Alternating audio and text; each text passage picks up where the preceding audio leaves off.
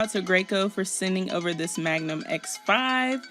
It came basically assembled out the box. First step I did was just connect the hose to the machine. After connecting the hose, I removed the tip and guard from the other end of the hose.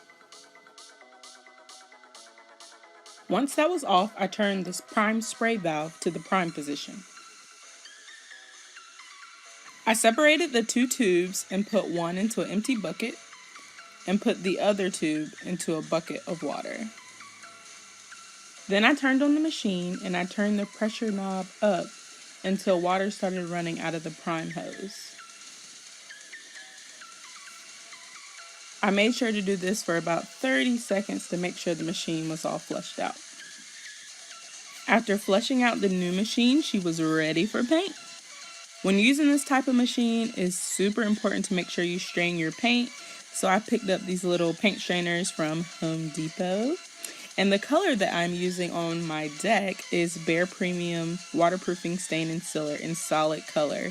Now it says it's a stain, but it kind of goes on more like a paint. But they do have a semi-transparent if you're looking for more of a stain feel. But I love this product. I love the way it looks on my deck. And it just worked great for me. And I'm just realizing I never really actually said what color this really is. But this color is called Slate.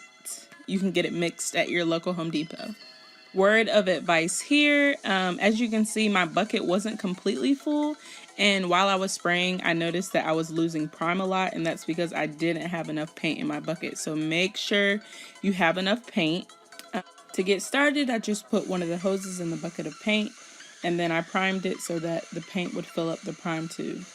Then I added on the tip and guard and she was ready to go.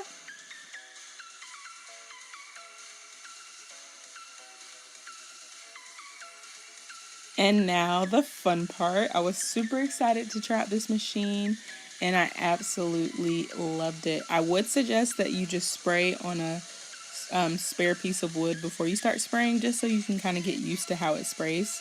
But super simple. I really love that the hose is super light.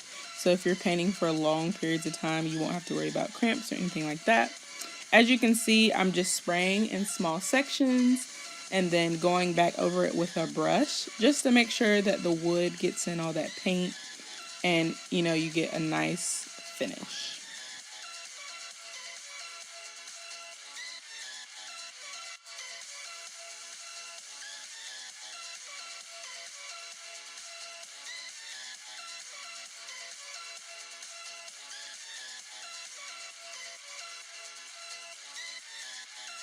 Oh, there goes my one acrobatic move for the video. So sorry guys, you only get one. As you can see, I put up some paper on the sidewall just to prevent any overspray that may get on the house.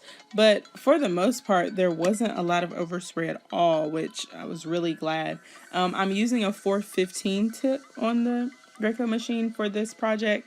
So it worked super nice. I also like that you can decrease the level of spray. As you can see on the end, it's not spraying as much just because it was so close to the house. So you can choose, how much you want to spray, how little you want to spray. So really love that about the machine.